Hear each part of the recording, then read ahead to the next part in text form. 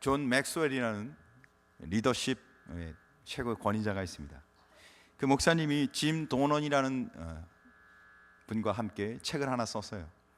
우리나라에 그 책이 출판되었는데 영향력이라고 얘기합니다. 그 책에는 다음과 같이 기록된 무신이 있습니다. 사람들은 살아가면서 많은 사람들을 만납니다. 그 속에 잊혀지지 않는 사람들을 우리가 영향력 있는 사람이라고 말합니다.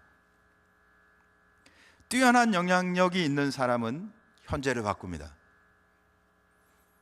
위대한 영향력이 있는 사람은 미래를 바꿉니다. 맞는 것 같은가요? 우리가 세상을 살아가면서 많은 사람들을 만납니다. 주변의 분도 만나고, 나보다 나은 사람도 만나고, 나보다 못한 사람도 만나고. 근데 나에게 영향을 주는 사람이 있다는 거죠. 근데 주변에 정말 뛰어난 영향력을 주는 사람은 현재 우리의 삶을 바꿔줍니다.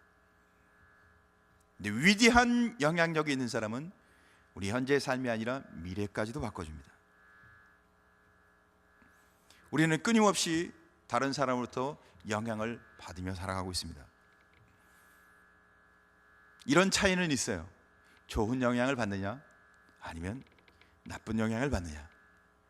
그래서 어떤 사람을 만나면 기도하게 되고 더 열심히 성경 읽게 되고, 근데 어떤 사람을 만나면 하던 기도도 그만두게 되고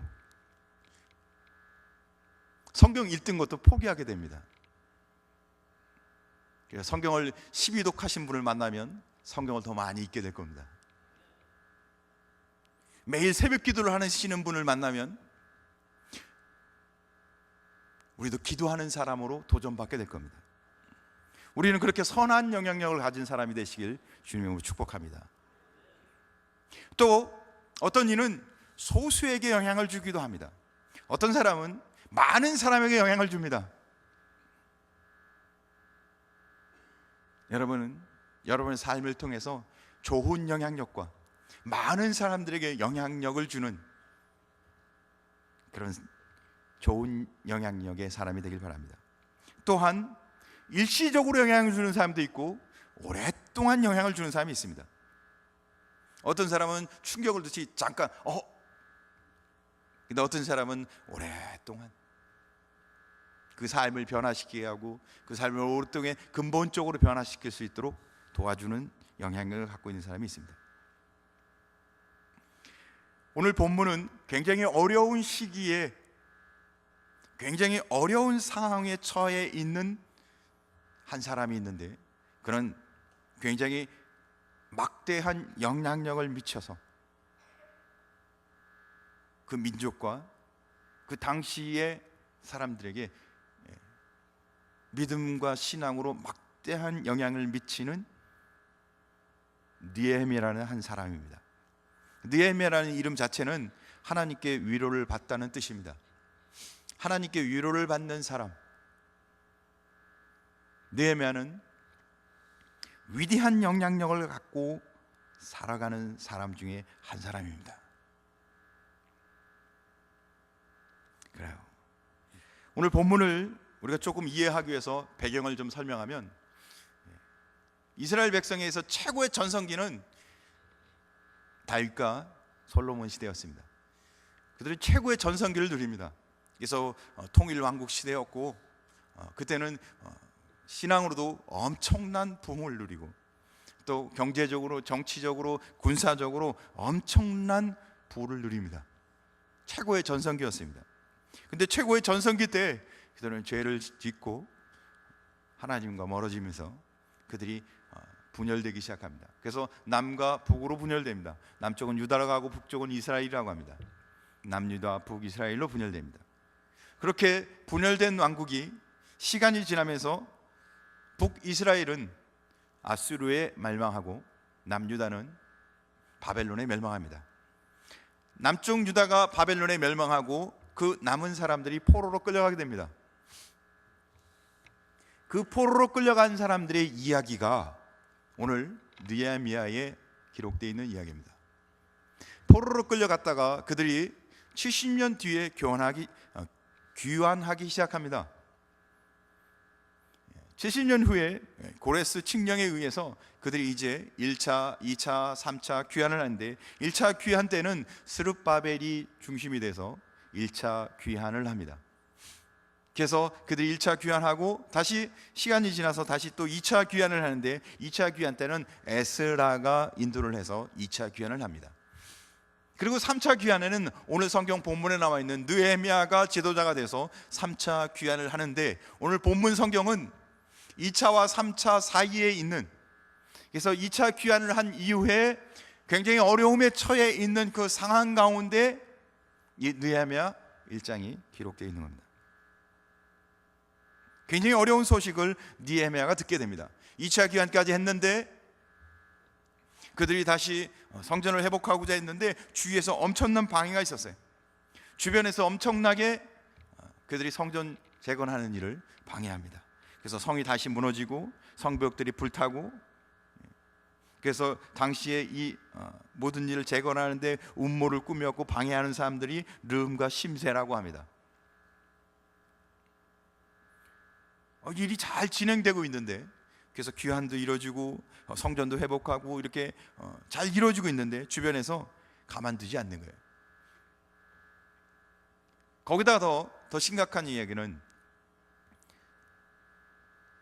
그들이 조서를 꾸며서 이스라엘이 예루살렘이 회복되면 반란을 일으킬 수 있다고 이렇게 조서를 해서 아닥삭스 왕에게 조서를 올려서 공사가 중단되고 다시 회복될 수 없는 그런 어려운 경우에 처하게 됩니다. 이런 모든 상황들을 종합적으로 느헤미야가 자기의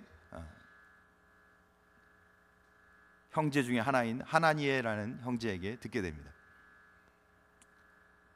별로 좋은 소식은 아니었겠죠. 슬픈 소식이었습니다. 가슴이 아픈 소식을, 슬픈 비보를 듣게 됩니다. 이런 상황 가운데 이렇게 좋지 않은 시기에, 굉장히 어려운 시기에 느헤미야는 포로로 끌려가 있는 포로 백성이었습니다. 그것도 1세대도 아니고 3세대였어요.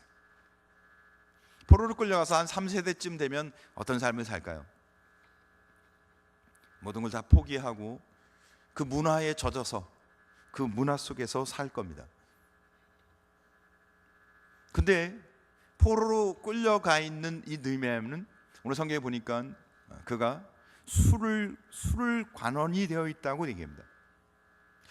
이 친구는 아마 굉장히 똑똑한 친구였던 것 같습니다. 사실은 똑똑한 사람은 실력만 갖추고, 실력이 있고 똑똑한 사람은 사실은 믿음이 없는 경우가 많습니다. 실력은 있는데 믿음이 없는 경우가 있죠. 그런데 믿음은 있는데 실력이 없는 사람도 있습니다. 근데 오늘 느헤미야는 보니까 그에게 위대한 영향력이 있는데 그에는 술관원장으로 인정받았어요. 당시의 비서실장을 말하는 것입니다.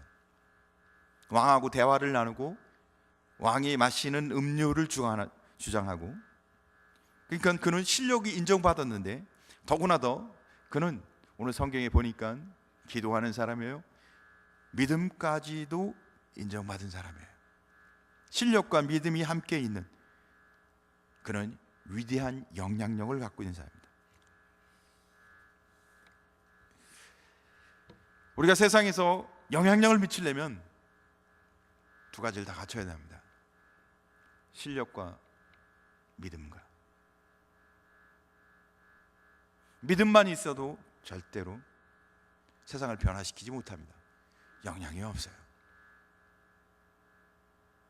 실력만 있어도 세상을 못 변화시킵니다. 정말 위대한 사람이 되려면, 정말 위대한 사람이 나오려면 실력과 영향력이, 믿음의 영향력이 같이 있어야 합니다.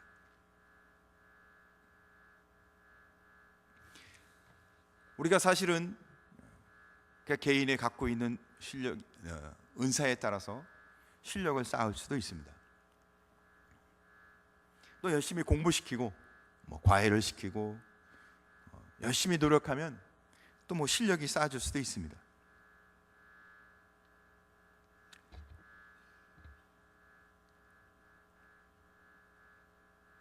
근데 오늘 성경에서 이 느헤미야가 정말 영향력 있는 사람으로 쓰임 받게 되는 가장 중요한 요인은 기도하는 사람이었다는 겁니다.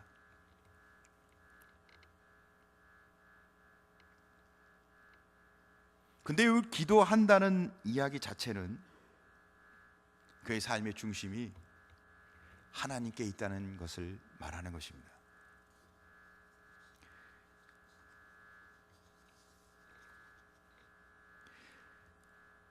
오늘 성경을 통해서 느헤미야가 기도하는 사람으로 하나님 앞에 영적 위대한 영향력을 갖고 살아가면서 그가 어떻게 하나님 앞에 기도하는지 그 모습을 한편 살펴보고자 합니다. 첫째, 느헤미야는 자기의 생긴 문제를, 자기가 갖고 있는 문제를 하나님 앞에 갖고 나갑니다. 오늘 성경 3절을 보니까 그가 슬픈 비보를 듣습니다. 그들이 내게 이르되 사로잡힘을 면하고 살아남은 자들이 그 지방 거기에서 큰 환난을 당하고 능욕을 받으며 예루살렘 성은 허물어지고 성문들은 불탔다 하는지라. 느헤미야가 예루살렘에 관한 소식을 들었는데 별로 좋지 않은 소식을 듣습니다. 그래서 이 문제를 해결하기 위해서 자기가 갖고 있는 관직, 자기가 갖고 있는 그 위치에서 자기가 이 문제를 해결할 수 있는 방법을 찾지 않고 그는 오직 하나님 앞에 울면서 나갑니다.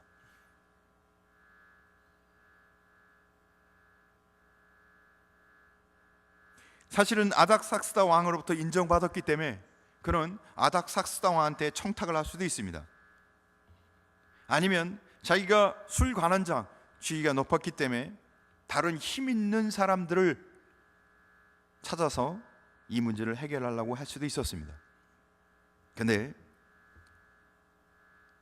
그런 문제가 생기자 그 문제를 하나님 앞에 갖고 나갑니다. 오직 하나님 앞에. 그런 조급함, 사실은 굉장히 조급하고 긴박한 상황인데도 불구하고 하나님 앞에 기도합니다. 도와줄 사람을 찾는 것보다도 하나님 앞에 기도하는 것이 자기가 문제 해결할 수 있는 최선의 방법이라고 생각했습니다. 오히려 하나님 앞에 나가는 것이 자기가 문제를 해결할 수 있는 사람을 찾아가는 것보다 더 확실한 방법이라고 생각했습니다.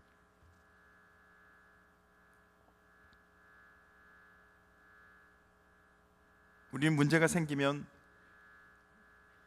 어떻게 하나요? 일단 대화로 문제를 풀어야 되지 않나요? 그리고 해결할 수 있는 사람이 누군지 찾아야 되지 않을까요? 느헤미야가 갖고 있는 기도의 특징은 첫째, 하나님 앞에 가서 울었다는 겁니다. 오직 하나님 앞에 가서 기도하고 있다는 겁니다.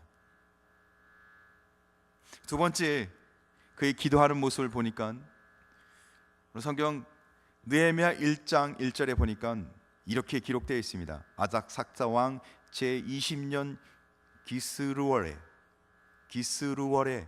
이 기스루월은 11월에서 12월을 보통 이야기합니다. 그러니까 겨울이 막 시작돼서 이제 막 겨울이 됐을 때 그가 이 이야기를 들었습니다. 근데 그 이야기를 듣고 그 문제의 응답을 받는 때는 2장 1절이었는데 2장 1절에 보니까 아닥삭스다 왕 제20년 니산월에 왕 앞에 포도주가 있기로, 그가 왕 앞에 예루살렘으로 갔어요. 이 문제를 해결할 수 있게 왕이 허락해 주는 때가 니산월이었는데 니산월은 3월에서 4월이에요. 그러니까 그가 기도하기 시작한 지 4개월이 지나서야 문제를 해결할 수 있는 실마리가 풀리기 시작합니다. 몇 개월이 지났다고요? 4개월이 지났습니다.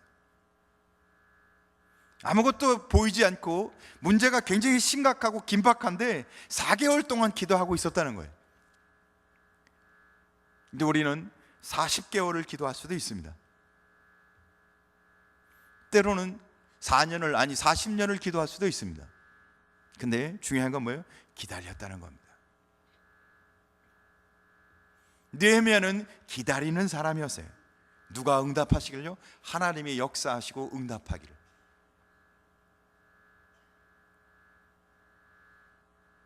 사랑하는 성도 여러분, 하나님이 일하시기를 기다리는 사람은 그의 삶을 통해 우리가 생각하는 것 이상의 놀라운 은혜가 일어날 줄 믿으시기 바랍니다. 근데 자기가 만약에 일했다면, 자기가 만약에 사람을 찾아다니면서 일했다면 무슨 일이 일어났을까요? 어쩌면 문제를 해결할 수도 있었을 겁니다. 그런데 우리 인생을 살아가면서 보면 사람이 문제를 해결하면 문제가 이렇게 툭 튀어나왔어요. 그래서 사람이 문제를 해결하면 다른 문제가 튀어나옵니다. 그래서 또 문제를 해결하면 또 다른 문제가 튀어나옵니다.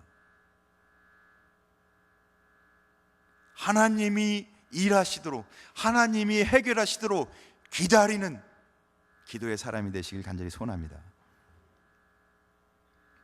느헤미야 1장 5절에 그가 이 비보를 듣고 굉장히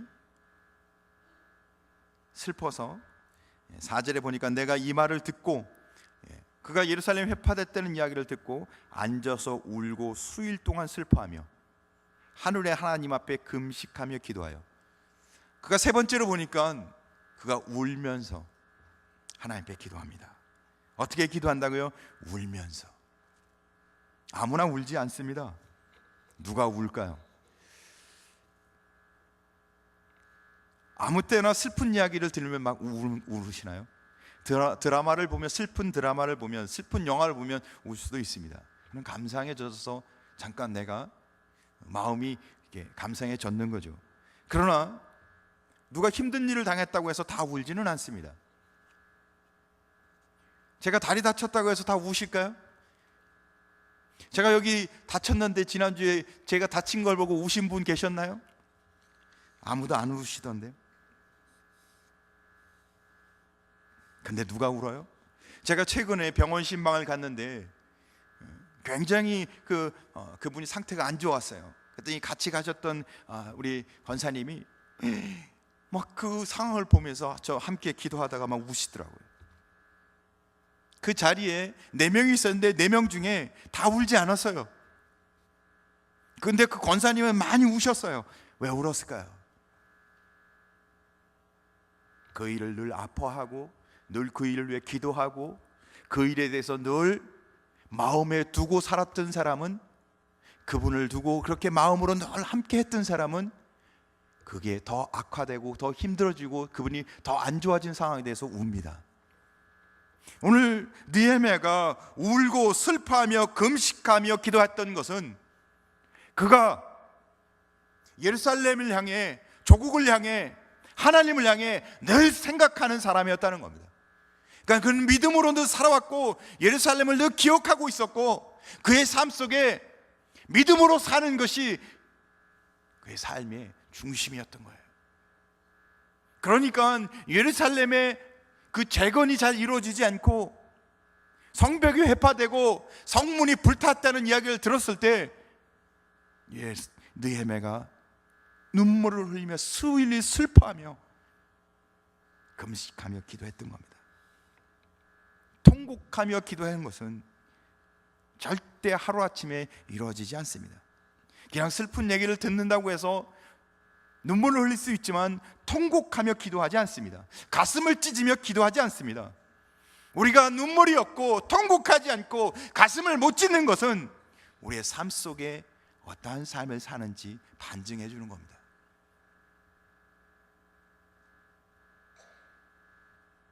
우리 마음속에 오랫동안 주님을 생각하고 주님이 내게 말씀한 영혼들을 생각하며 주님 말씀을 늘 묵상하고 그 말씀 속에서 늘 내가 교제하고 그 은혜 속에 살아가면 주님이 주시는 그 은혜가 내 안에 통회하며 가슴을 찢으며 기도하게끔 나를 인도하십니다. 우린 정말 눈물이 있나요? 가슴을 찢으며 기도하는 통곡의 기도가 있나요? 금식하며 정말 슬픔에 젖어 하나님 앞에 매달리며 기도하는 삶이 있나요? 이 시대에는 점점 눈물은 있지만 가슴을 찢는 건 없어지고 있습니다. 그래서 감격이 메마른 시대예요. 너무 바빠요. 정신없어요.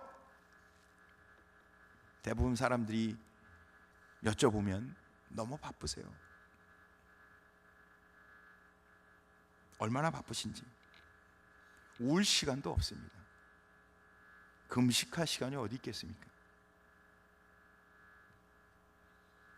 며칠 밤을 새우며 통곡하는 시대.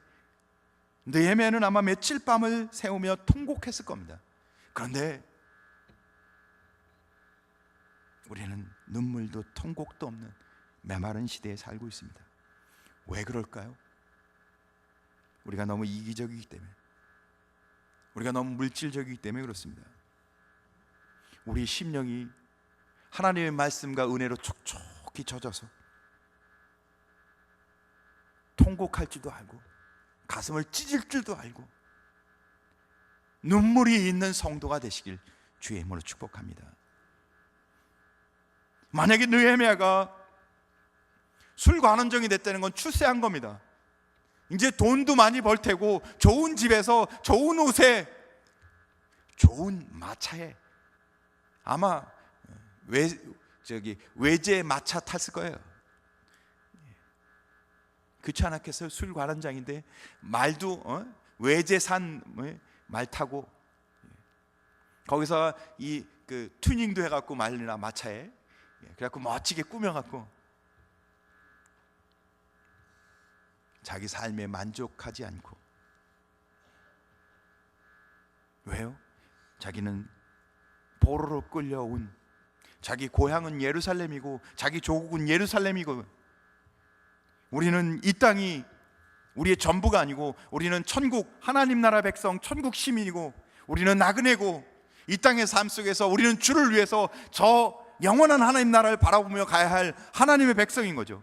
이 땅에 만족하며 이 땅에 사는 삶에서 안주해야 돼서 안 될 사람이라는 겁니다.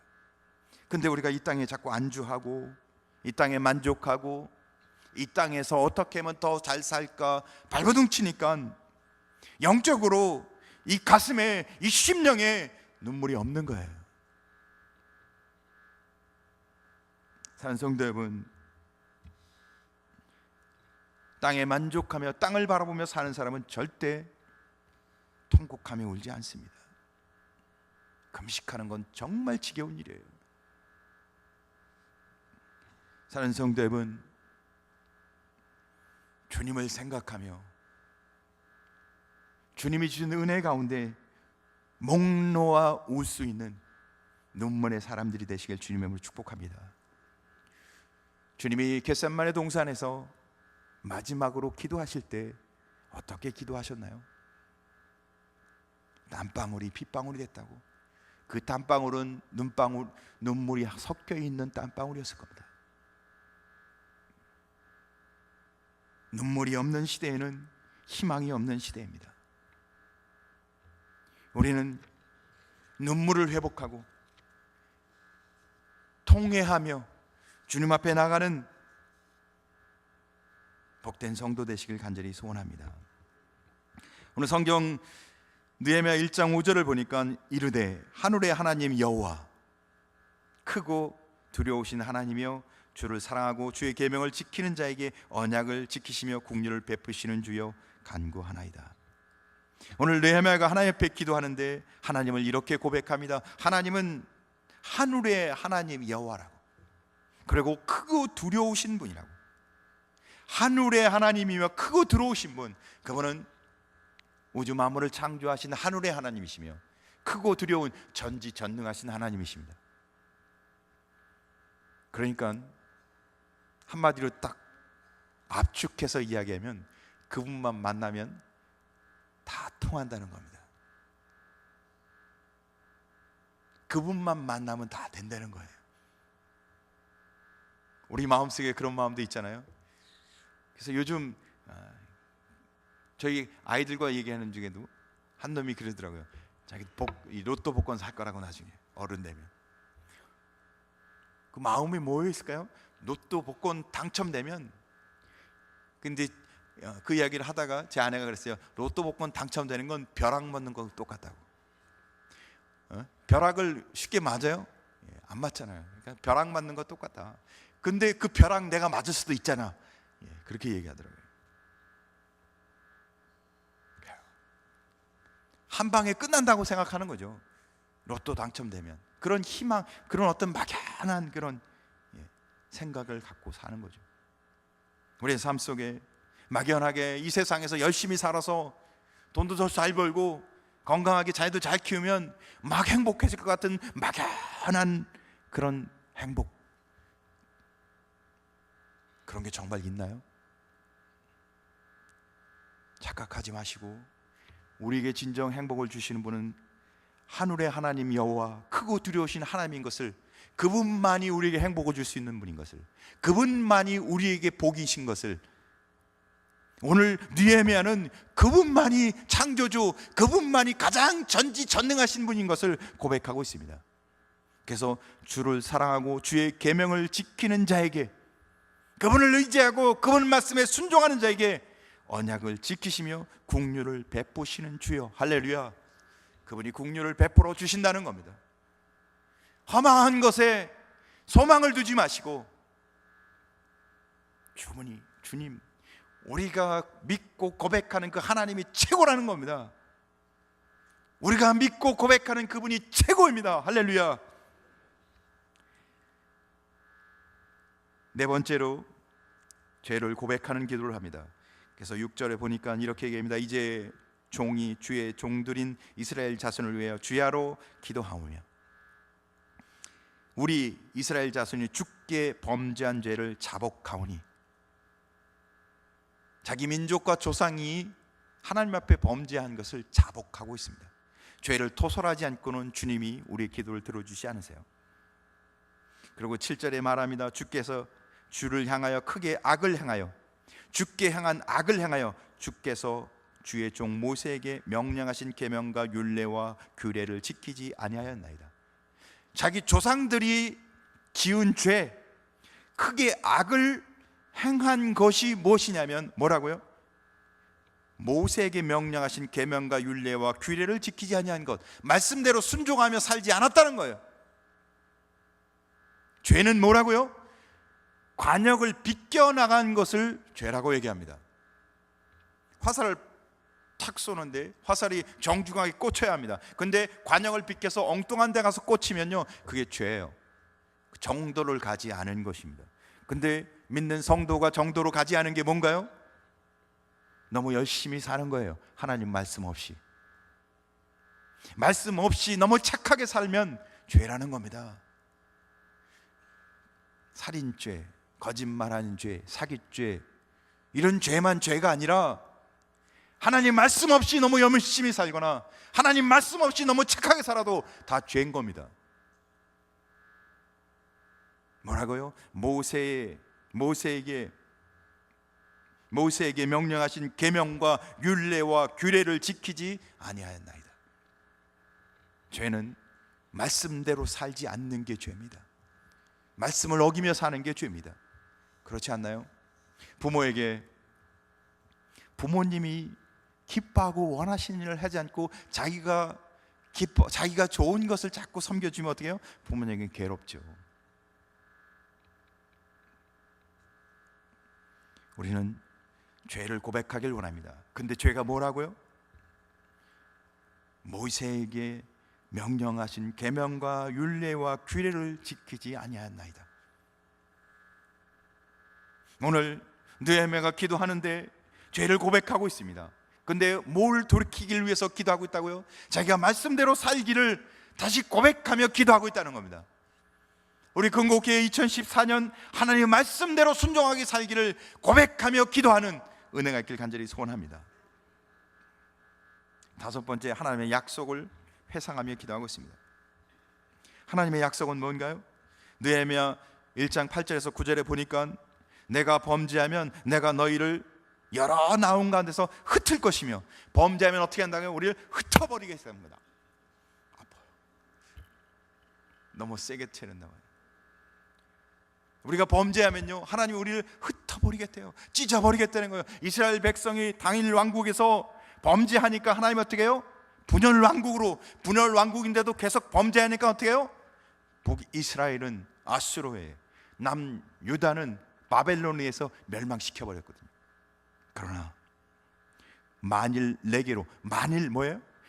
우리가 정말로 돌아오기만 하면, 만일 내게로 돌아와 내 계명을 행하면, 뭘 행하면 하나님이 우리 기뻐하시는 삶이라고요? 내 계명을 행하면. 우리가 믿음과 신앙으로 살아가는 것은 계명을 행하는 것입니다. 말씀에 순종하는 것입니다. 우리가 착각하면 안 돼요. 그냥 착하게 자기 삶 잘 살면 하나님 기뻐하겠죠? 아닙니다. 성경대로 사는 것이 하나님이 기뻐하는 삶입니다. 성경에 순종하는 것이 하나님이 가장 기뻐하는 삶입니다. 그래서 어떻게 해요? 내 계명대로 지켜 행하면 너희가 쫓긴 자가 하늘 끝에 있을지라도, 어디 끝에요? 하늘 끝, 저 끝 안 보이는데 숨겨져 있을지라도 내가 거기서부터 그들을 모아 내 이름을 두려고 택한 곳으로 돌아오게 하리라. 내가 가장 복된, 내 이름이 영광스럽게 드러나는 곳으로 그들을 다 모아서 다시 회복시켜 주시겠다는 겁니다. 사람으로 그런 일을 할 수 있나요? 하나님만 가능한 일입니다. 사람으로 할 수 없는 일을 하나님께서 다 모아 주시겠다는 거예요. 그래서 이렇게요, 말씀을 이제 청하건대 기억하옵소서. 이 약속한 대로 하옵소서. 그러니까 느헤미야가 무슨 이야기를 하고 있는 거예요? 내가 다시 말씀대로 지켜 행하올 테니 내게 다시 그 약속대로 인도해 주세요. 사랑하는 성도 여러분, 복받는 길은 말씀의 자리로, 순종의 자리로, 하나님의 계명의 자리로 나오는 것입니다. 말씀과 관계없이 자기 열심으로 신앙생활하면 절대로 인생 가운데 복을 받을 수 없어요. 복은 뭔가요? 하나님이 없다는 겁니다. 그 인생 가운데 하나님이 없는 삶은 다 가져도 불행합니다. 그래서요, 고대의 로마의 황제들 중에요, 그때는 로마의 황제는 지구를 다 통일한, 그러니까 뭐 세계를 다 통일한 황제였어요. 다 가졌어요. 물질, 돈, 명예, 건강 없는 게 없습니다. 근데 행복하지가 않아요.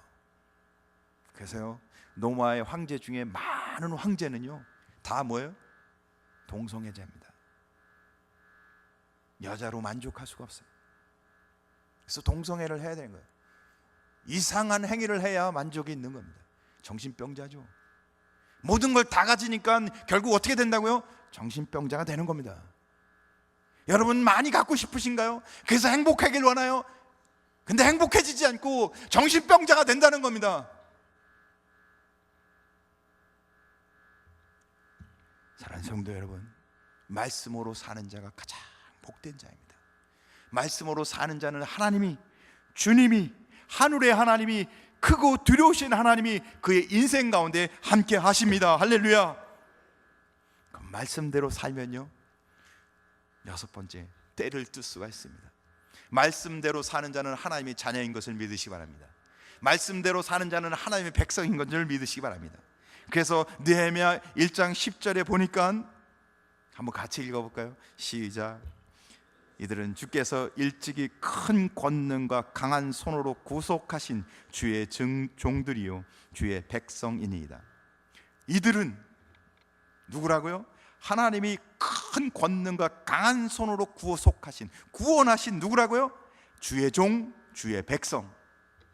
내가 하나님의 백성, 하나님의 종이니까 하나님, 나를 이렇게 둘 수 있습니까? 때를 쓰라는 거예요. 하나님, 나를 구원하셨을 거예요. 이제 나를 좀 책임져 주세요. 사랑하는 성도 여러분, 하나님께 때 쓸 수 있는 성도 되시길 주의 이름으로 축복합니다. 왜요? 우리는 하나님의 백성, 하나님의 자녀, 하나님의 종입니다. 근데요, 하나님이 없는 삶을 사니까 하나님과 별로 교제도 않고 하나님이 탑탁하지도 않고 하나님보다는 현실에 눈앞에 보이는 것이 훨씬 크니까 물질, 눈앞에 보이는 성공, 이게 훨씬 크니까 하나님 앞에 때를 쓸 줄 모르는 겁니다. 자녀는요, 때를 쓰는 겁니다. 때를 쓰는 자녀는요, 자기 부모인 것을 확신하는 거예요. 저희 집 아들이 옆집에 가서 때 쓰는 걸 본 적이 없어요. 저희 집 막내딸이 너무 이쁘죠. 걔가 밑에 층에 저희 사는 우리 박 목사님한테 가서 때를 쓰는 걸 제가 본 적이 없습니다. 왜 안 써요? 아버지가 아니니까. 왜 때를 안 쓰시나요? 아버지가 아닌가요?